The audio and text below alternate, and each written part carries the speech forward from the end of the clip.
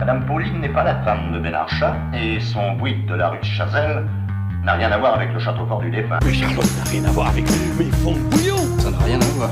Ça n'a rien à voir. Ça n'a absolument rien à voir. Ça n'a rien à voir. Ça n'a rien à voir avec l'intelligence. Le communisme n'a rien à voir là-dedans. Ça n'a rien à voir avec moi. C'est pour le cinéma ou la télé? L'Antarctique, une cabane enneigée, un chien mutant et Samuel L. Jackson.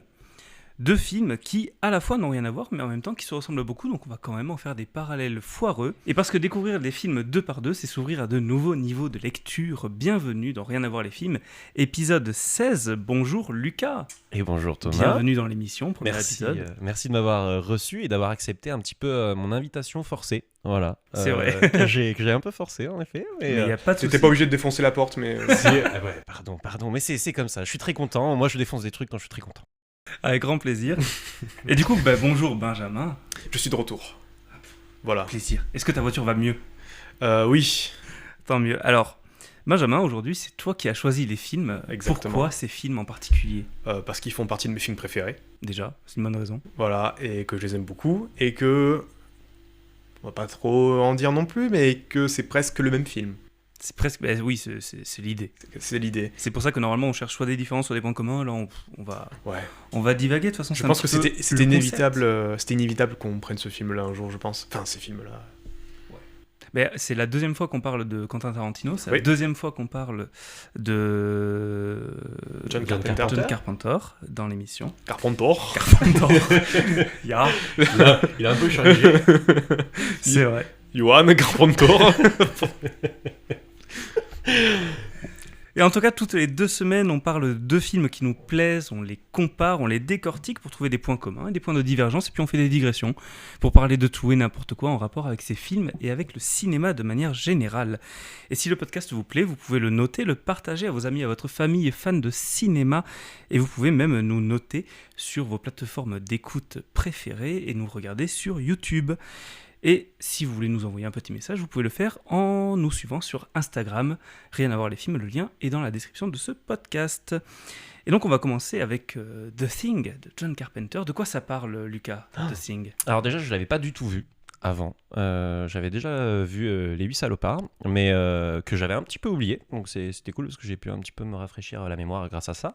Et ensuite, The Thing, du coup, raconte l'histoire d'une équipe américaine en mission sur le continent, l'Antarctique. Leur quotidien est bouleversé par l'arrivée d'un Norvégien tentant frénétiquement de tuer un husky, qui est un chien, pour ceux qui ne savent pas. Moi, je le savais. Dans sa folie, il tire même sur un des membres de l'équipe américaine, et les Américains, craignant pour leur sécurité, finalement abattent le Norvégien. Méthode américaine expéditive. Oui, c'est l'usage. Voilà, Oui, oui, c'est oui. plutôt simple. Si tu vois juste quelqu'un courir, petite balle. Après tout, il était sur leur gazon. Il parlait pas anglais. C'est vrai. Déjà, en plus, il leur dit quelque chose incompréhensible, pareil, d'une C'est une bonne certaine raison. folie aussi. Voilà, tout à on ne fait. comprend pas. Je ne comprends pas cet individu. Voilà, meilleure technique. Exactement. Donc, ils veulent quand même savoir des petites réponses, se demander pourquoi ce Norvégien, qu'est-ce qu'il foutait là, quoi, et pourquoi il voulait essayer de tuer un super beau husky qui était en plus super mignon et qui joue super bien. C'est pas le cas de tous les chiens, moi je trouve, au cinéma. Et en tout cas, une petite équipe dirigée par R.J. McReady. C'est vraiment un nom assez compliqué à dire. Mais très américain. Mais très McReady. américain. McReady. Comme McDonald's. Interprété par Kurt Russell, qui vont s'envoler, du coup, pour aller à la base norvégienne. Ils découvrent une scène de désolation. Voilà, et un étrange corps sans vie, presque humain, qu'ils ramènent à leur campement. Ils commencèrent à comprendre qu'ils ont ramené une espèce différente de celle des humains, et comprenaient que parmi eux se trouvait déjà un alien pouvant assimiler d'autres espèces et prendre l'apparence de l'assimiler. Et cet alien semble à tout prix vouloir tuer et semer la zizanie au sein du groupe. Entre suspicion, meurtre et lance-flamme, voici le nouveau quotidien de cette équipe. Oh. Only on theater. Et du coup, The Thing, c'est... Alors à la base, c'est aussi une adaptation de John Campbell, d'un roman qui s'appelle Who Goes There, ou La Chose en français. Ok. Et il y a eu d'autres adaptations au cinéma. Donc il y a eu The Thing from Another World en 1951, La Chose d'un autre monde en bon français, où pour le coup, on a plus le début de l'histoire. Parce qu'en fait, The Thing de John Carpenter, quand on prend l'histoire, en fait, la créature est déjà sortie de son bloc de glace. On le voit, le bloc de glace en plus au début. Et The Thing from an Underworld, ça raconte vraiment l'histoire de on va récupérer ce bloc de glace, on a un peu peur de lui, du coup on met une couverture dessus, la couverture fait fondre la glace, la chose s'échappe. Et en fait, dans ce film, la chose, c'est vraiment un monstre de Frankenstein.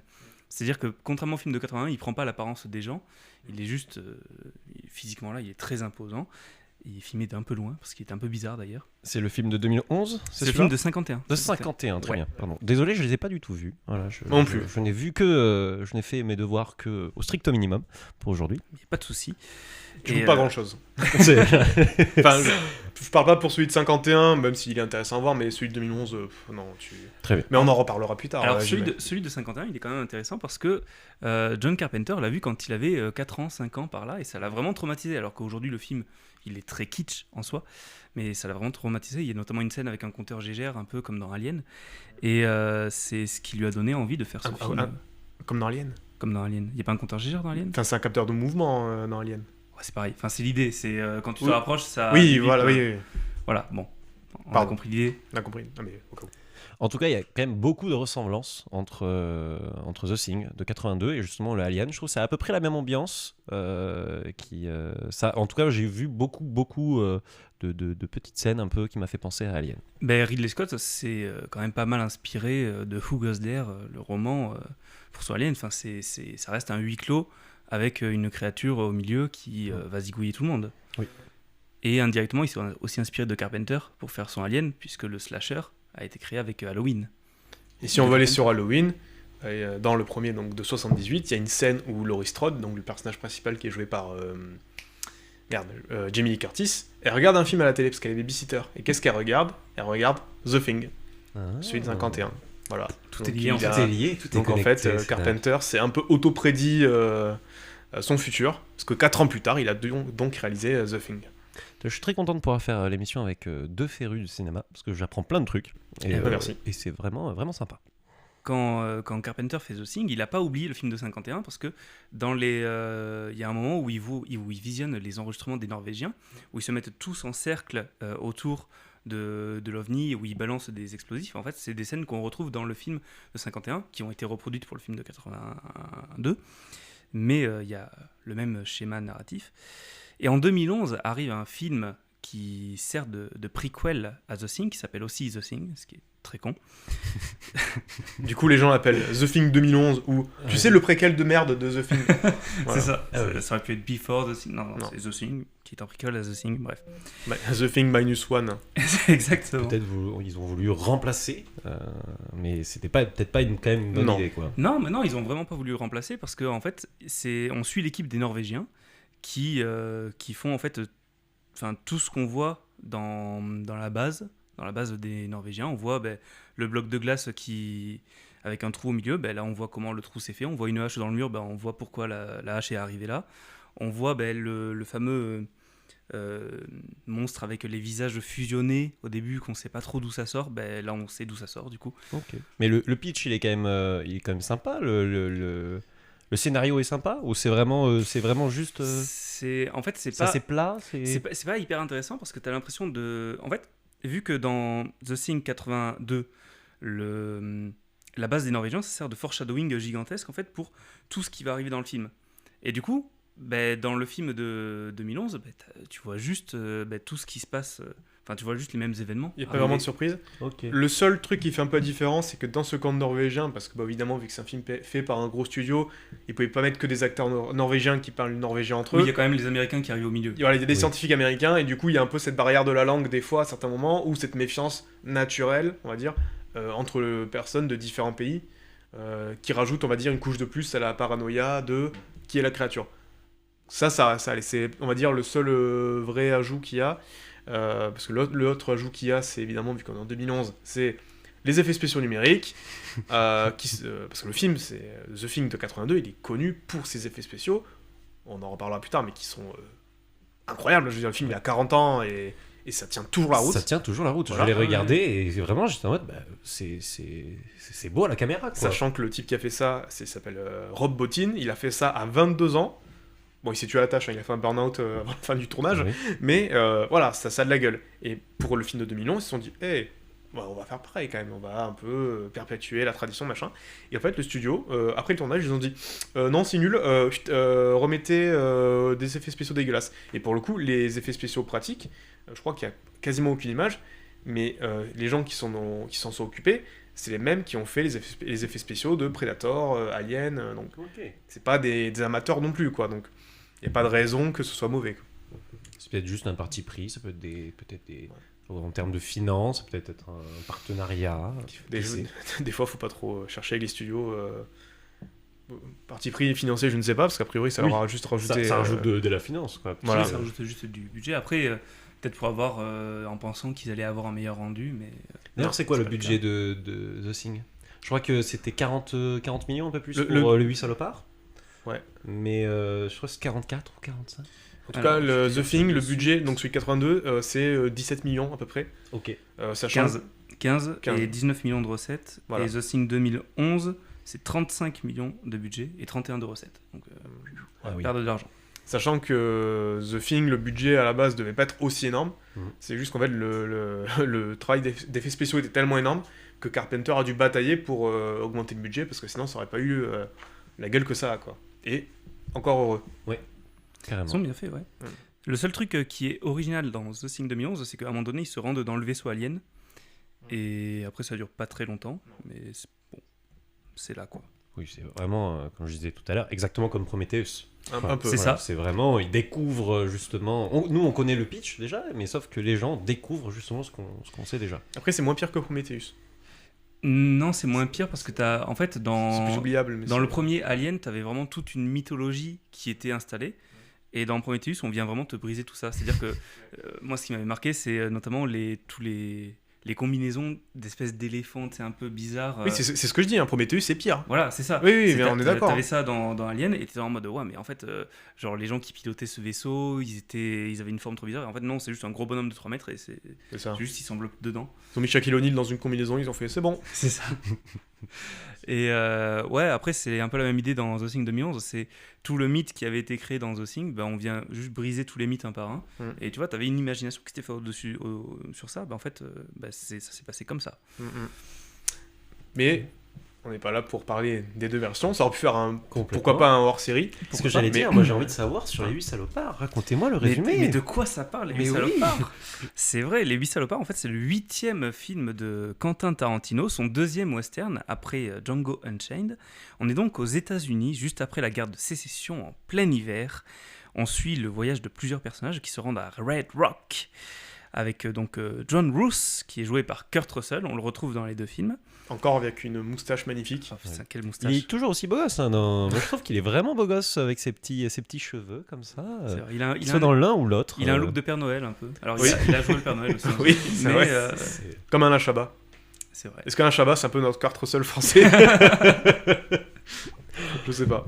Je sais pas. Donc John Roos, joué par Kurt Russell, c'est un chasseur de primes qui amène Daisy Domergue à Red Rock pour qu'elle se fasse pendre et qu'il empoche les $10,000 placés sur sa tête. En chemin, il récupère donc le Major Warren, incarné par Samuel L. Jackson, vétéran de la guerre et chasseur de primes lui aussi, qui amène ses 3 prises mortes à Red Rock. Ils sont en plein milieu d'un énorme blizzard et ils vont devoir faire une pause de quelques jours à l'auberge chez Minnie.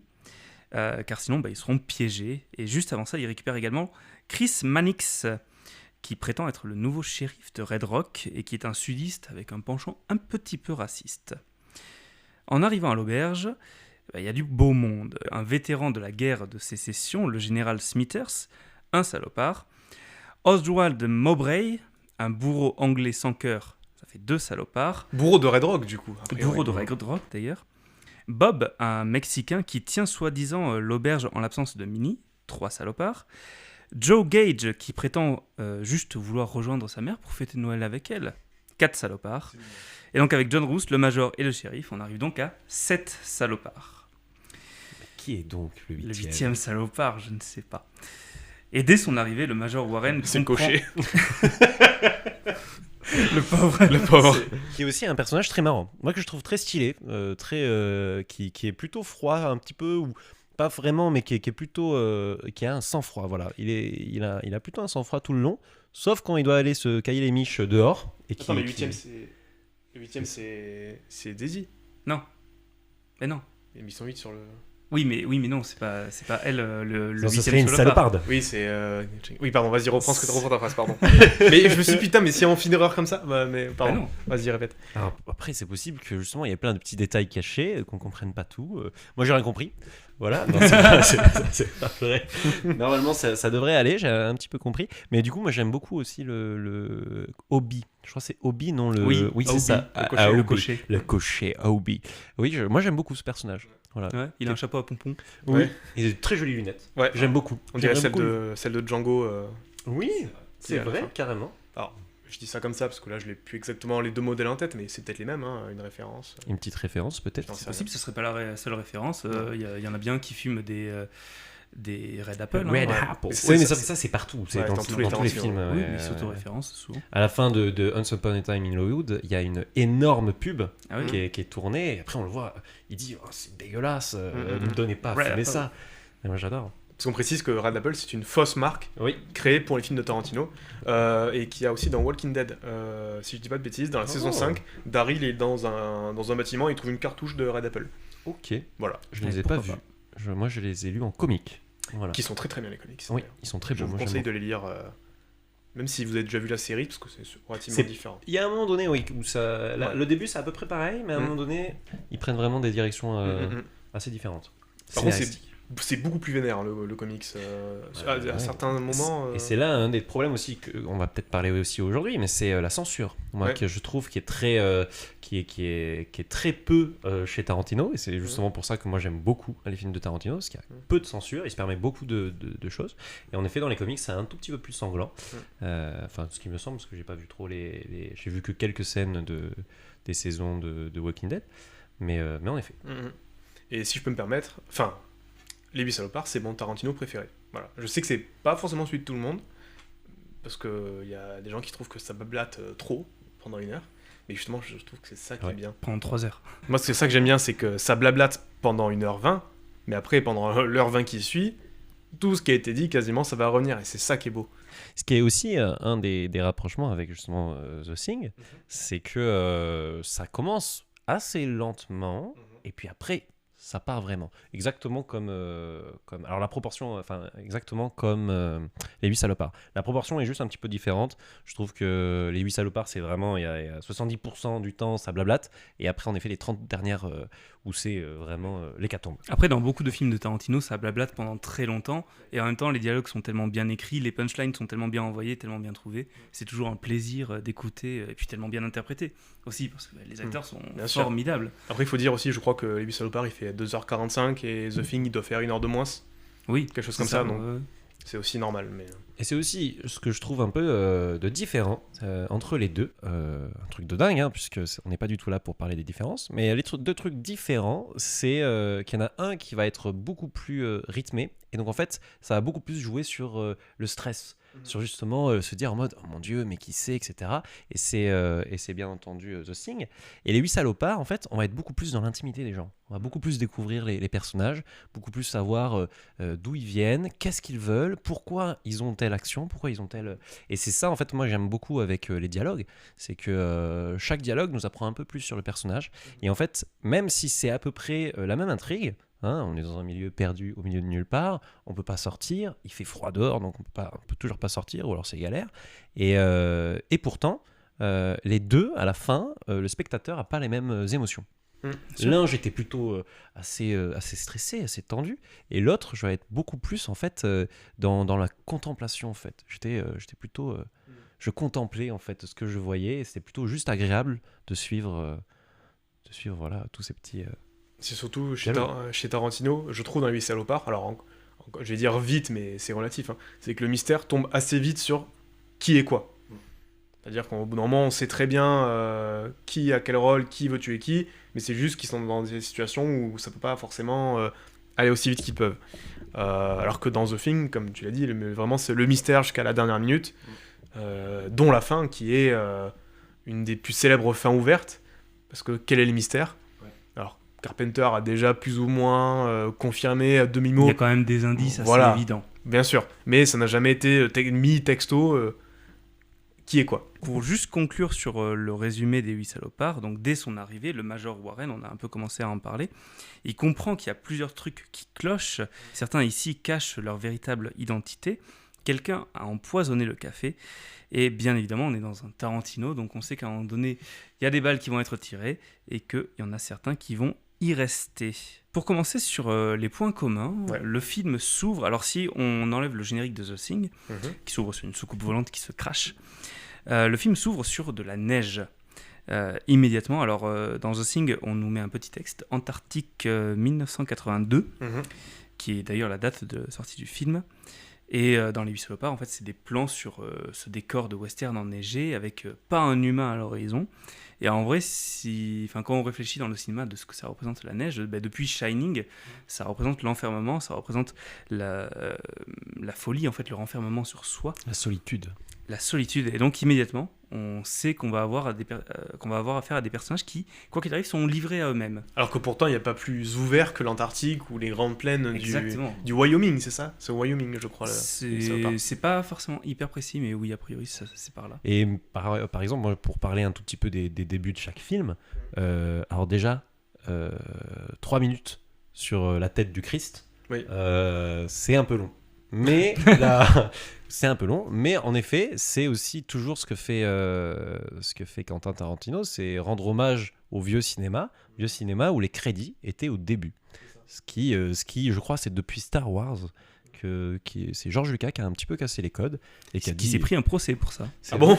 Il s'est pris un procès parce que c'était obligatoire de mettre qui a fait quoi au début du film, et lui ne l'a pas fait.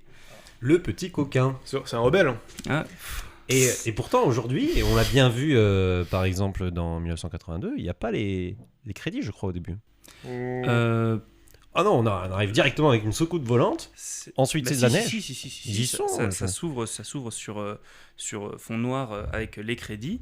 Ensuite, on a le nom de John Carpenter qui apparaît sur l'espace, la soucoupe volante qui arrive, et le titre qui arrive, The Thing. D'ailleurs, l'ouverture de The Thing avec la soucoupe volante, qui est un peu la même que le premier Predator. On voit le vaisseau de Predator arriver sur la Terre. Ensuite, ça cut à Schwarzenegger et tout. Et pour moi, ces deux films-là auraient peut-être été... Bon, on sait que c'est un film avec des aliens, mais je pense que tu enlèves ce plan de la soucoupe volante qui arrive, et ça aurait été peut-être mieux. Dans The Thing ? Et dans Predator. D'avoir un peu plus ce mystère, en fait. Parce que de toute façon, la soucoupe de The Thing, tu la découvres après. Je pense que tu n'avais pas besoin de la montrer avant. Je suis d'accord. Et surtout que ça paraît pas très logique au tout début. En plus, c'est un plan qui dure... Non, pas une seconde, 2-3 secondes, quoi, pas plus, mais en tout cas moins de 10 secondes, moins de temps que ton cerveau puisse vraiment comprendre où je suis, qu'est-ce qui se passe, pourquoi, et directement, paf. Surtout que ça se passe des centaines d'années avant le début du film. En plus. C'est même pas comme Predator où on sait qu'il est largué là et ça démarre, quoi. Donc, c'est pour ancrer le film immédiatement dans de la science-fiction, quoi. Certes. En tout cas, c'est vrai que ça aurait pu faire une intrigue un peu plus... Plus de mystère, mais bon. C'est vraiment chipote, hein, c'est que ça reste quand même... Mais est-ce qu'on ne serait pas là pour chipoter ? Rien à voir les chipotages. Rien à voir les chipoteurs. Oh mon Dieu. Et donc on a quand même affaire à 2 huis clos dans la neige, donc un western, un film de science-fiction certes. Dans The Thing, on est dans la station 31, on a des armes, on a des lance-flammes pour mener des bonnes recherches scientifiques. La chose, donc ce monstre qui est présent dans le film, empêche tout le monde de sortir en sabotant les hélicos, en sabotant les tracteurs, en tuant les chiens, ils ne peuvent plus s'enfuir. Et les radios ? Ah non, les radios c'est l'autre, c'est Blair qui détruit les radios avec sa hache. Exactement, ils sabotent un peu tout, même... Après, pour s'identifier, ils vont avoir plus de mal parce qu'ils vont saboter les poches de sang et tout. Et dans les 8 salopards, c'est pareil, chacun a son petit revolver, mais pour le coup, ils sont bloqués par le blizzard. C'est un élément naturel qui les bloque. Et dans tous les cas, dans les 2 films, les personnages n'ont pas d'autre choix que d'affronter la menace, de faire face et de tirer à balles réelles.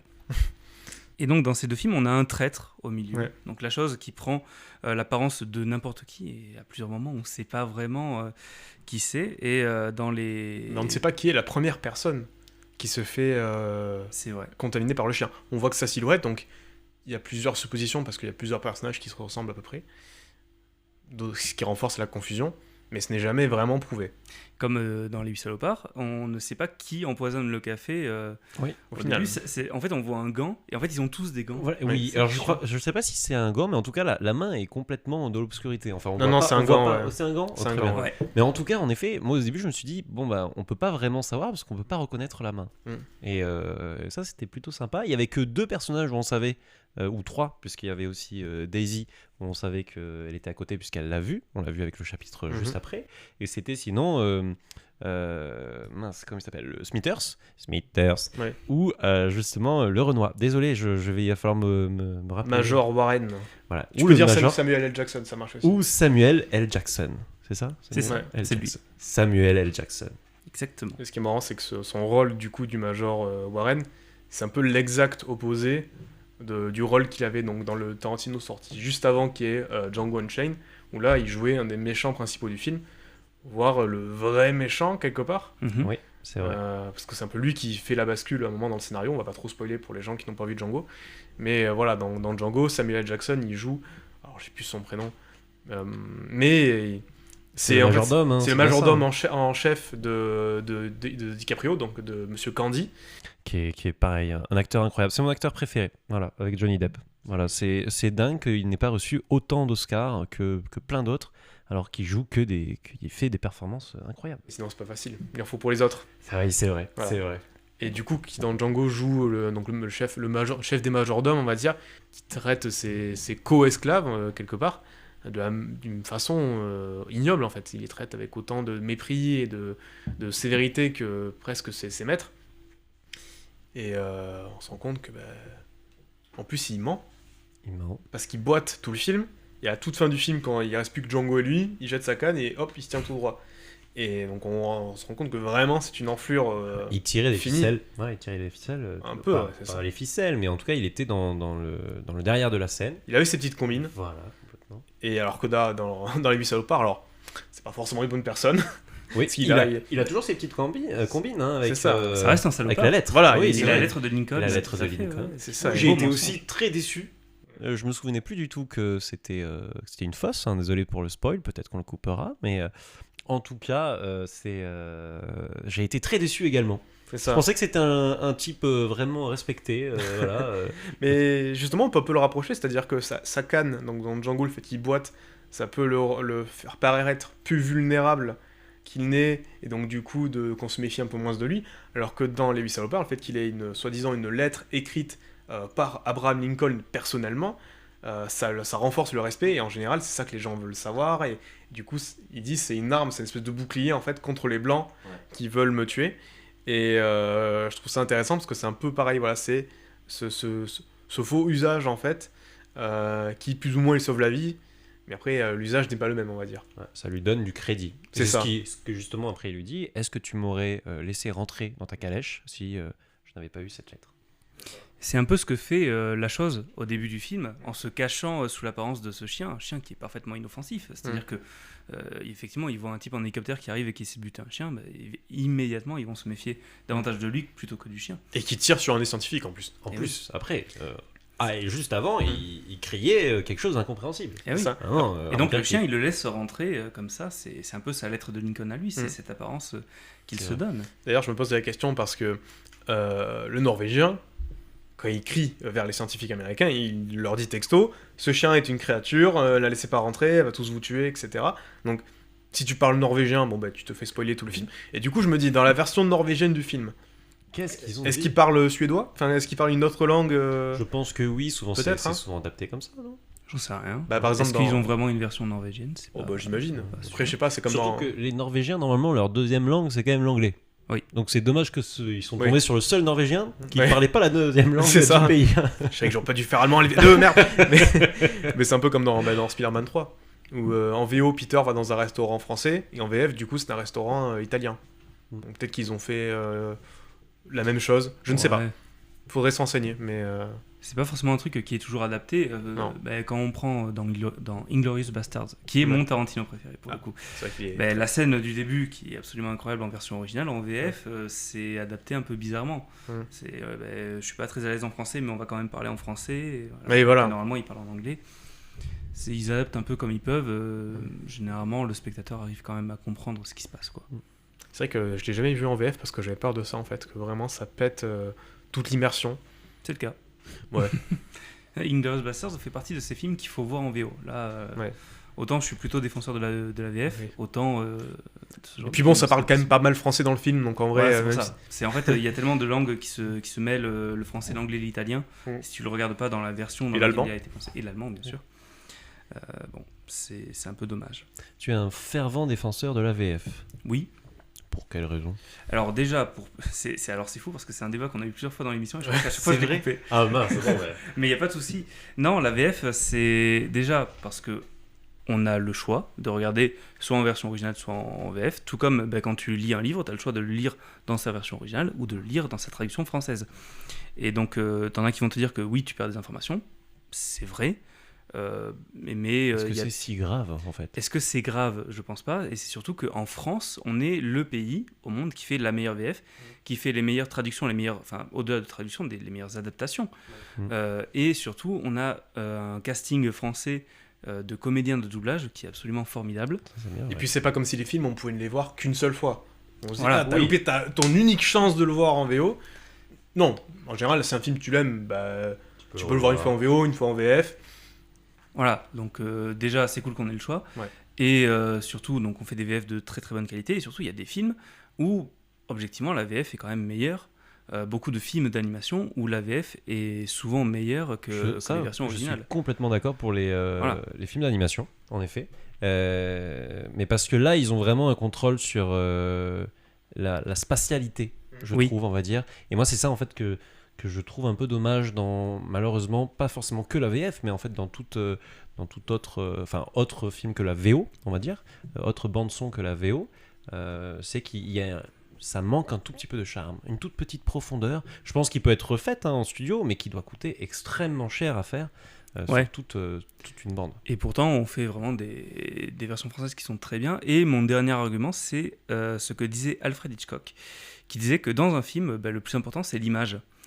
Et qu'il vaut mieux regarder un film dans sa langue maternelle et se concentrer sur l'image plutôt que de faire des allers-retours et de lire les sous-titres. Au final, on perd des informations sur l'image parce que le plus important, ça reste l'image. Et je vais te faire une super transition. Dis-moi. C'est qu'il y a 8 salopards, je l'ai vu en VO, en VF et en VQ, donc en version française québécoise. C'est ça. Une fois où je l'avais vu de manière totalement illégale. Désolé, me tapez pas. Il a acheté la vraie C'est ça, j'ai acheté le Blu-ray, merde. C'est bon.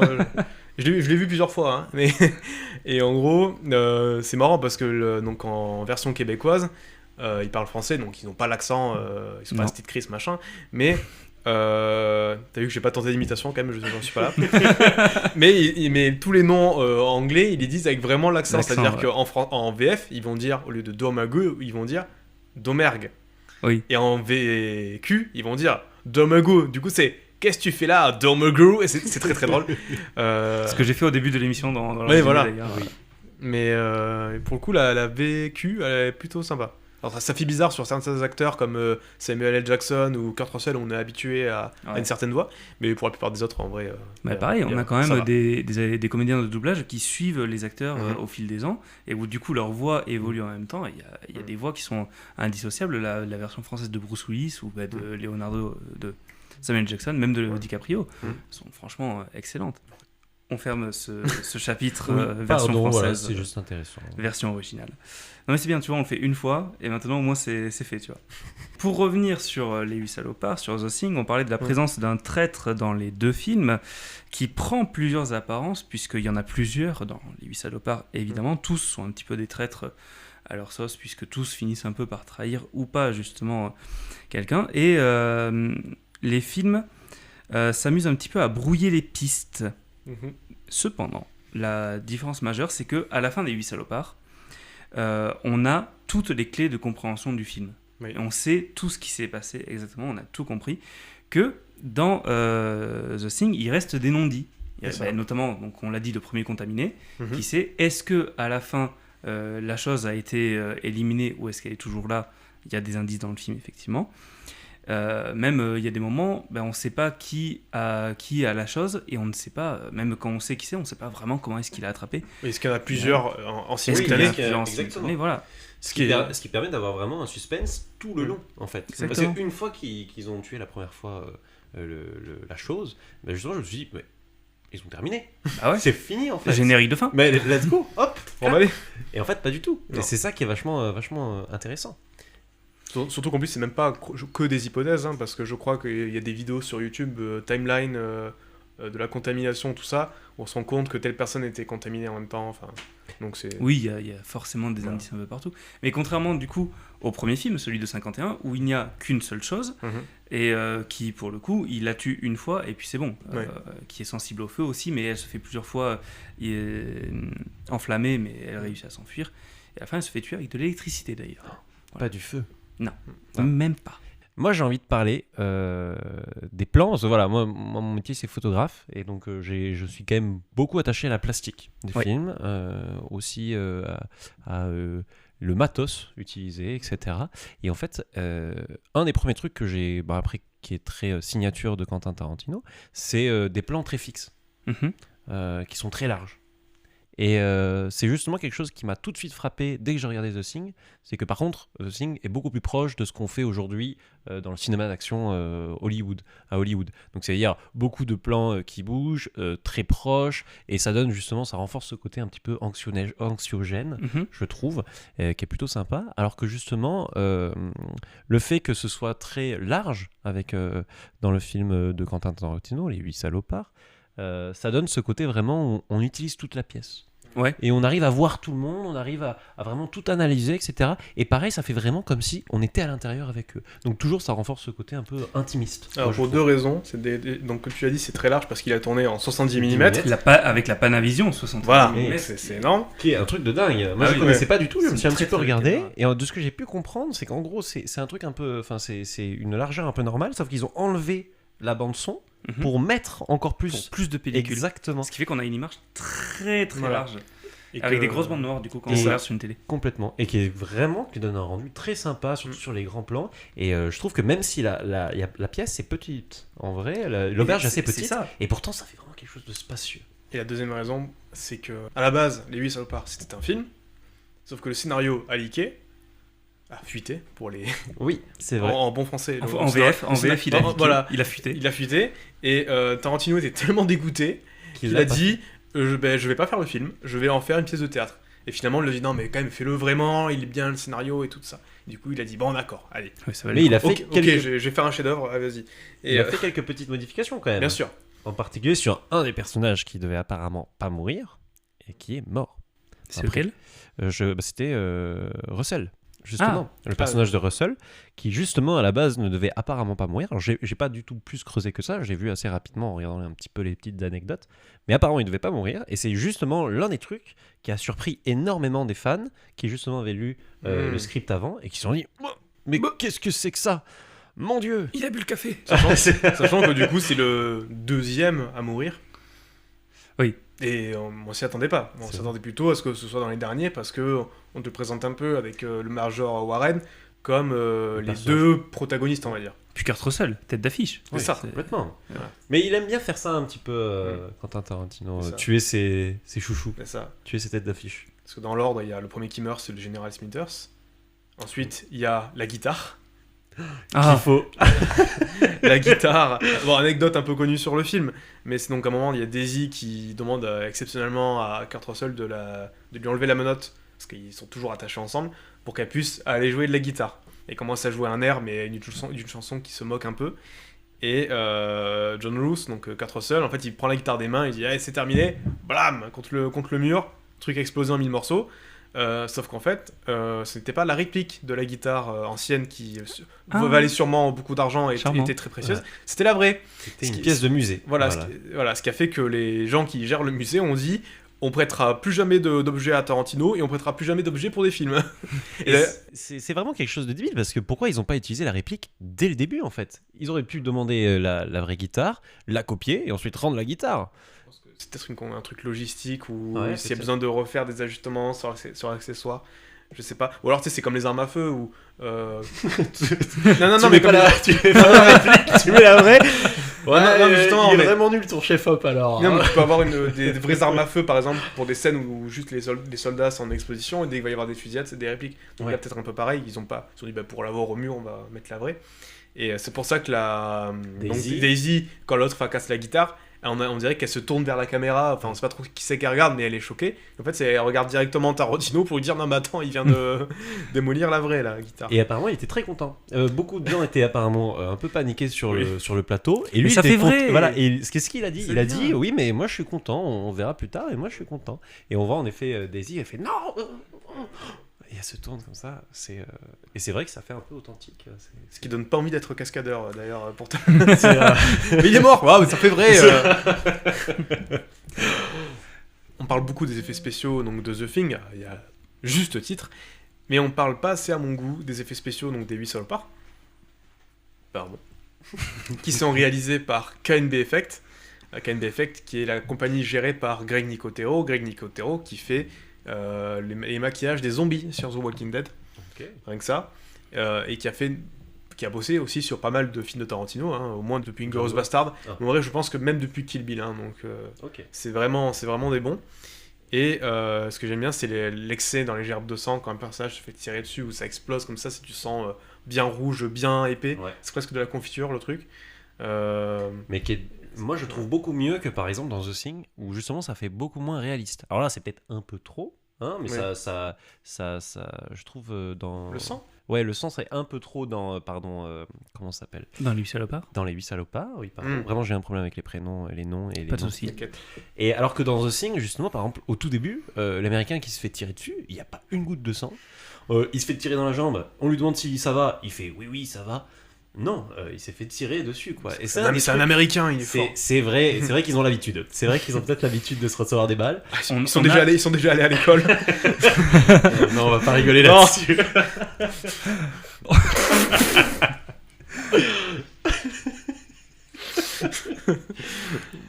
On a les deux extrêmes dans les films, effectivement, le manque de sang dans The Thing et l'excès abusé de... Oui. On se prend une balle dans la tête qui explose complètement. 2 balles dans la tête. Attention. 2 balles. Mais oui, tiens, Ah. les deux. Après, The Thing, on dit que c'est pauvre en sang. Voilà. Au début, Il y a Ils sont quand pas- même, c'est quand même un les film, créatures. Oui, c'est vrai, ils ouvrent le frigo, il y en a plein. voilà, c'est quand même c'est quand même gore. Hein. Oui, Même c'est le- ah non, c'est gore, mais tu peux faire du gore en censurant, moi je trouve. Justement, Bien sûr, bien on sûr. parlait de la censure tout à l'heure, Mm. mais je trouve que là, par contre, Tarantino, il éclate un crâne, ben, on voit de la cervelle sur le visage de la personne qui se trouve juste en face. Il y a une journaliste qui avait dit à Quentin Tarantino pourquoi vos films sont aussi violents. Il avait dit parce que c'est marrant. Oui, c'est ça. C'est tout. C'est Because marrant. this is so much fun, Janet. Get it. Pourquoi avoir autant de gerbes de sang partout alors ça. que parce que c'est marrant. C'est graphique, je trouve que les bruitages sont un peu mieux faits dans Les 8 salopards que dans The Thing. Je trouve que c'est... pas uniquement dans ça. À un moment donné, dans The Thing, il tape le doc qui devient fou, là. Mm. Et ben, du coup, Russell tape, et on entend juste des... Oh, le bruitage, oui. Non, ouais, c'est Oui. pas du vrai, Non. du vrai coup de poing. Alors, mais quand même par rapport à donc dans The Thing, peut-être que les bruitages sont moins bien, mais quand même il y a un énorme travail. Il y en a quand même certains qui ont bossé une année entière, 24 heures sur 24 dans le studio Universal et qui ont fini par faire des burn-out et aller à l'hôpital. Il y a quand même des animatroniques qui sont exceptionnels, Bien sûr. des maquillages qui sont complètement fous, notamment sur celui qui a le ventre qui s'ouvre, qui fait une mâchoire, avec l'autre qui plonge ses bras. C'est des bras en gélatine qui ont été mis pour être découpés comme ça, justement pour avoir une texture de bras qui s'effiloche d'un seul coup. D'ailleurs, Parce qu'il lui fait un massage cardiaque, on l'a pas Oui, dit dans oui, le contexte. bah, mais- Alors d'ailleurs qui est très mal exécuté parce Oui. qu'il tient pas ses bras vraiment tendus. Voilà, si vous faites un massage cardiaque et que vous faites ça, vous avez aucune puissance. Donc vous ne sauverez personne. Alors que si vous tendez bien les bras, c'est là où vous allez vraiment pouvoir dégommer la cage thoracique et en même temps sauver normalement une vie. Voilà, et c'est ça, rien à voir les films. On parle de cinéma, mais aussi on sauve des vies. rien à voir le secours populaire. Enfin, secours populaire. Les premiers secours, tu veux dire. Et deux choses différentes. C'est pas pareil. Et donc ça, d'ailleurs, sur le plan suivant, donc quand l'autre se relève avec ses bras qui ont été arrachés, en fait, ils avaient engagé quelqu'un qui avait perdu ses bras dans un accident de travail. Ils lui ont rajouté une prothèse pour qu'il agite ses bras dans tous les sens. Et du coup, le mec, ça lui avait beaucoup plu de participer à ça. Voilà. Et donc, il y a des animatroniques, il y a du maquillage. Et le monstre de Blair à la fin avec sa tête machin, en fait c'est du stop motion qui a été fait et qui est donc extrêmement propre parce que on peut se dire bah oui c'est aussi un animatronique. Non, c'est du stop motion, c'est de la pâte à modeler sûrement, des trucs comme ça, j'en sais rien. Mais il n'y a pas cet effet image par image. Exactement, c'est pas du tout saccadé. Pareil, l'environnement ne paraît pas non plus différent. En tout cas, c'est souvent ce qui arrive dans les stop motion, c'est que on va voir que l'environnement aussi est en stop motion. Et là, ils ont dû faire vraiment gaffe parce que c'est vraiment propre. C'est là, tu vois, je l'apprends que c'était du stop motion. Moi, je pensais vraiment que c'était du full animatronique. Mais du coup, après, vraiment, ça dépend vraiment surtout cool. de l'échelle des décors. C'est ça, C'est-à-dire ça que le dépend stop de motion où tu le fais sur un décor de 30 cm, alors que là, s'il faut la créature, dans le film, elle doit faire, 3 mètres de haut ou 3 mètres 50. Et ils ont peut-être dû construire une miniature de 1 mètre 50. Ce qui est déjà énorme, donc forcément ensuite quand tu veux faire un décor à l'échelle, bah forcément plus c'est gros, mieux c'est quoi. Donc c'est peut-être ça. ce qui est quand même marquant dans les deux films, c'est toute cette paranoïa qui s'installe, toute cette tension. Donc tension qui passe par les dialogues dans les 8 salopards, tension qui passe par l'horreur dans The Thing. On en vient au début à suspecter tout le monde dans The Thing. Tout le monde peut être la chose. Et il y a notamment un truc qui n'est pas forcément présent dans les 8 salopards, c'est que ça s'étend sur plusieurs jours et ils ne veulent pas aller dormir. Donc ils manquent de sommeil. Ils deviennent complètement barges en fait dans le film. Il y a cette scène aussi où ils trouvent une solution pour essayer de déterminer qui est la chose avec l'aiguille chaude sur le sang. Avec ce sang qui est vivant. C'est un super screamer. Hein. Moi, j'ai vraiment sursauté. Moi oui. aussi, Je m'y attendais pas. Un super streamer, oui, parce que attention, pouf, il teste 4 ou 500, ou peut-être, je sais plus trop bien le nombre, mais il teste plusieurs sangs. Donc on se dit en mode, ça va encore faire la même chose, et paf. Et en fait, très bien amené. Ou alors ça va être le dernier. Ouais. Voilà. En fait, non. Et en fait, non, c'est même pas le dernier, parce qu'après, il continue de faire des tests. Et c'est là où il crie. Libérez-moi de cette chaise. C'est une incroyable scène. Ouais. Et qui sera dans le générique de fin, du coup. À la demande de Benjamin. Et alors, si on revient sur The Thing 2011... Je vais juste glisser un truc sur le... Tu parlais de l'horreur, tout ça. Dans The Thing, si vous regardez les cadres, Carpenter utilise souvent l'espace négatif. Alors, l'espace négatif d'un cadre, qu'est-ce que c'est ? C'est par exemple, on va y voir un gros plan sur Kurt Russell, et derrière lui... on va voir le couloir avec la porte, sauf qu'en fait, cet espace-là va prendre plus d'espace en fait que lui dans le cadre. C'est-à-dire qu'il va plutôt être proche du bord du cadre, alors que l'espace du couloir, qu'on n'est pas censé regarder, en fait, vu qu'il est bizarrement proportionné par rapport aux règles de tiers des cadres, où généralement c'est le personnage qui prend le plus d'espace à l'image. En gros, le sujet n'est pas au centre de l'image, et on va beaucoup plus représenter un fond, quelque chose qui va un petit peu interroger. C'est ça, ou c'est même, ça tu peux en trouver plein dans le film, mais des plans où t'as un personnage qui est au fond d'un couloir, et en fait on voit tout le couloir avec toutes ces allées, ces portes, où on se dit, mais en fait ça peut venir de n'importe où. C'est beaucoup utilisé dans les films d'horreur, voilà. Où on voit en premier plan par exemple quelqu'un, et on voit tout au fond, un peu dans le flou, on n'arrive pas vraiment à savoir quoi, mais on voit de petits yeux ou quelque chose comme ça. Mais là c'est très bien utilisé, je trouve, dans The Thing, parce que contrairement à un film où justement tu vois le truc passer, là la plupart du temps il n'y a rien en fait. C'est juste ton cerveau qui fait le... Mais ça c'est vraiment un film à suspense qui est vraiment chouette, vraiment très bien fait. Ouais. Ça c'est sûr qu'ils l'ont très très bien utilisé, en tout cas c'est une émotion que j'ai beaucoup ressentie tout le long du film. Contrairement à The Thing 2011, où du coup, il y a cette scène aussi où ils essaient de découvrir qui est la chose. Et alors eux, ils font pas avec le sang, ils mettent une lampe torche dans la bouche en fait, et ils voient comment les vaisseaux sanguins circulent, et en gros, ils arrivent à déterminer s'il y en a un qui est humain ou s'il y en a un qui l'est pas. C'est pas parce que la chose ne peut pas reproduire, par exemple, les plombages... C'est ce genre de truc. Sauf que, en fait, je me dis, ça va être pareil, au bout d'un moment, il va y en avoir un, screamer, machin, sauf qu'en fait, il n'y en a aucun. Et donc je sais pas si leur test marche, mais aucun ne s'avère être la chose dans le truc. Le test ne marche donc pas. La scène dure 10 minutes et il n'y a rien à la fin. Je pense que c'était peut-être typiquement pour défaire les attentes. En se disant, mais en fait, vous voyez cette scène culte ? En fait non. On vous a surpris, hein. Ouais, mais du coup, le film dure 1h50, il dure 10 minutes de plus que l'original, et on se fait chier pendant 1h50. Oui, non, mais j'ai pas dit que c'était une bonne idée. Enfin, que c'était bien fait, hein. Pour finir avec les deux films, la conclusion des films, on a deux personnages qui sont un petit peu amochés et qui se retrouvent tous les deux livrés à un destin funeste, a priori, puisque donc on a Kurt Russell qui se retrouve seul avec Childs qui a priori serait porteur de la chose si on regarde la buée qui sort de leur bouche. Exactement. En fait, on s'est juste dit qu'il était louche. En fait, non, tous les deux ils sont dans le froid, et quand Kurt Russell parle, il y a beaucoup de buée qui sort parce qu'ils sont dans le froid. Condensation, ouais. Il y a de la condensation, exactement. Alors que Childs, il n'y a rien du tout. Quand il parle, il n'y a pas de condensation. Il y a un autre indice. Ils finissent avec une bonne bouteille. Et C'est vrai. d'autant plus qu'il y a une autre théorie sur justement cette bouteille, c'est qu'en fait, ça pourrait être un piège tendu par Macready, parce qu'il semble, donc Macready, Kurt Russell, hein, qui, il me semble, ne boit pas la bouteille, qui lui donne directement, et que Childs la boit, et que quand Childs boit, Macready rigole. Il y a une théorie comme quoi ça serait en fait un cocktail Molotov, ou de l'essence en fait, qu'il aurait mis dans une bouteille, et que l'autre aurait bu comme ça parce que c'est une chose. C'est bon. Dis donc. Ah oui, de l'alcool américain. Super sympa. Ouais, voilà. Donc, après, si vous avez déjà bu du Label 5, vous avez déjà bu de l'essence. Mais voilà, et c'est notre théorie, mais encore, il faudrait que je vérifie. Mais voilà. Ok. Donc, c'est ces deux choses. Et donc, dans Les 8 salopards, on a le Major Warren et le shérif. Comment il s'appelle le shérif ? Chris Mannix. Oui. Qui font un super duo d'ailleurs. Oui, étonnamment. Et c'est l'accent que je préfère. Oui. Voilà, j'adore son accent. Oui. Et ils se retrouvent tous les deux seuls à la fin. Et pareil, on ne connaît pas vraiment leur destin. Est-ce que Domergue, est-ce qu'elle mentait et il n'y a pas du tout 15 personnes qui vont arriver pour leur péter les dents ?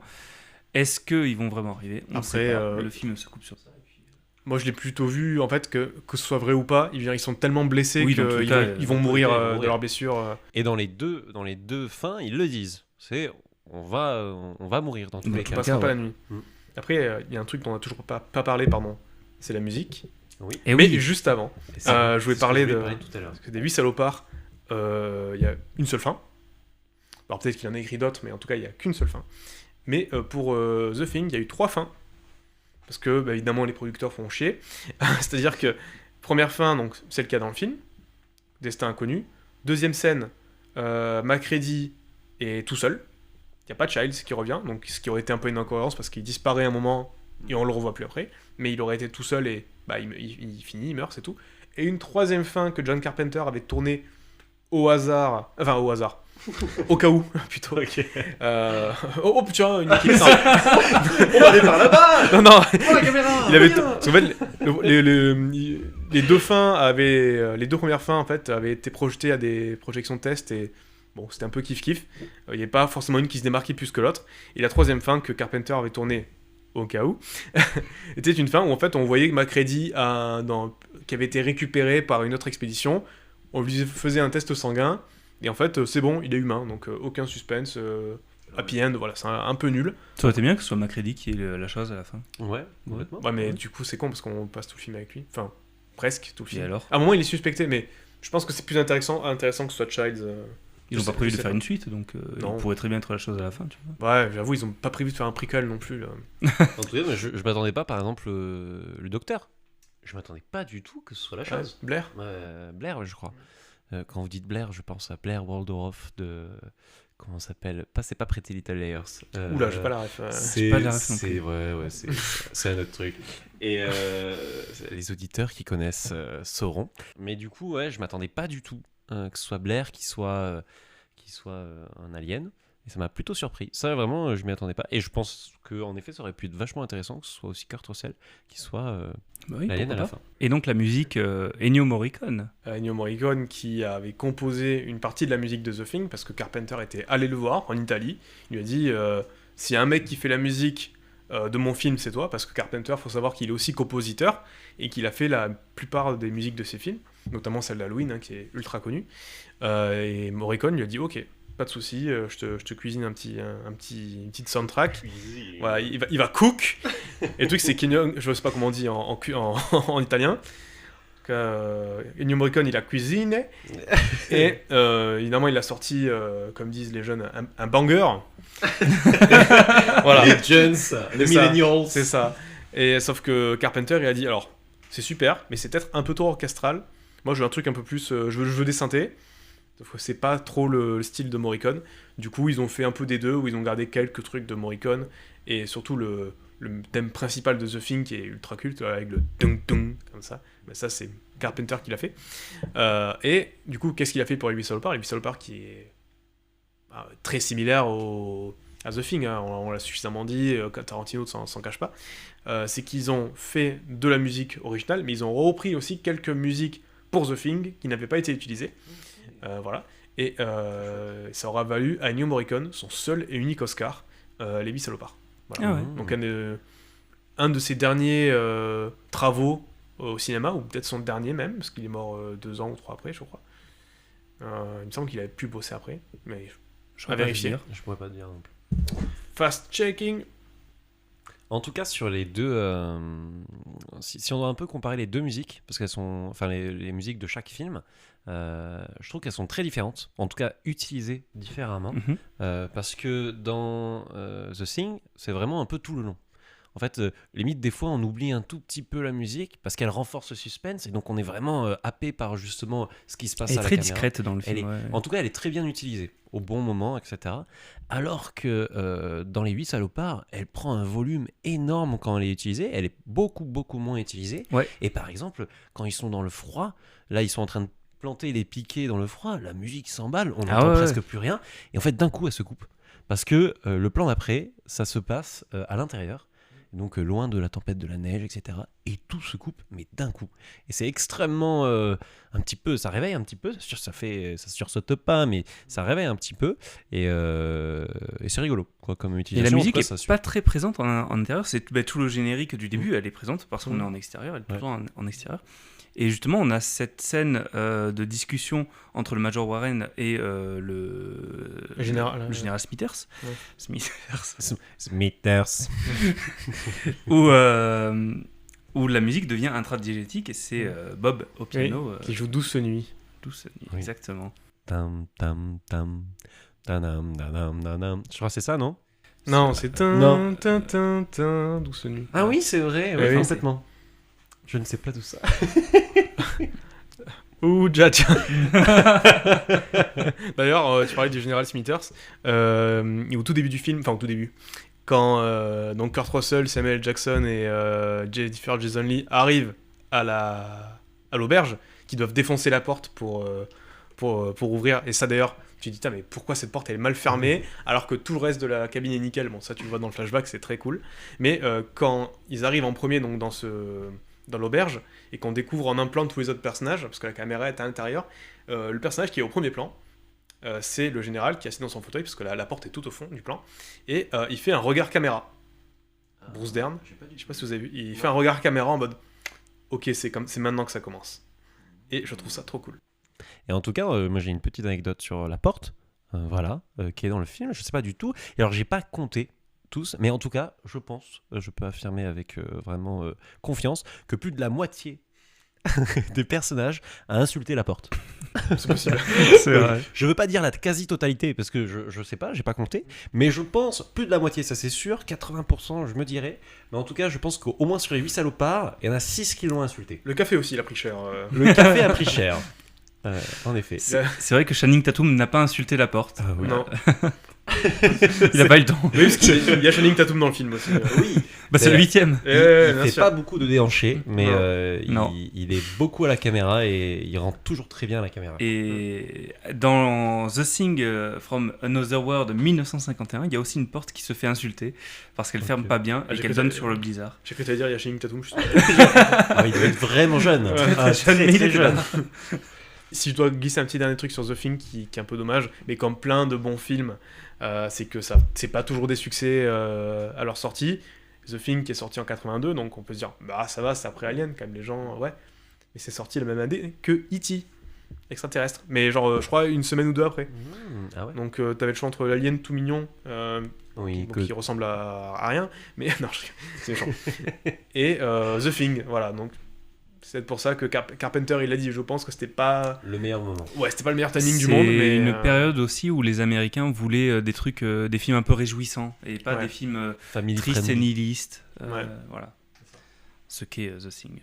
Oui.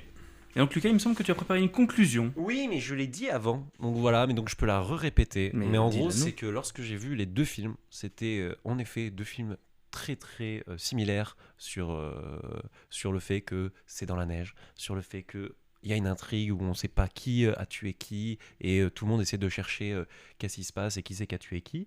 Mais par contre, les deux donnent vraiment des émotions différentes. Une va être beaucoup plus contemplative, on va vraiment suivre, on va vraiment rentrer dans l'intimité des personnages comme si on était avec eux en fait. Et l'autre va vraiment tout le temps jouer sur le qui-vive, où est-ce qu'elle est, qui est en fait la créature, etc. Et donc voilà vraiment je trouve la deux grosses différences et similarités qu'ont ces deux films. Des personnages hauts en couleur dans les deux films, avec des caractères très marqués, c'est vrai. Et donc tu as découvert le concept de Rien à voir les films. J'espère que ça t'a plu, Lucas. Et donc pour la prochaine fois, c'est à toi de choisir les films dont on va parler. Quels sont-ils ?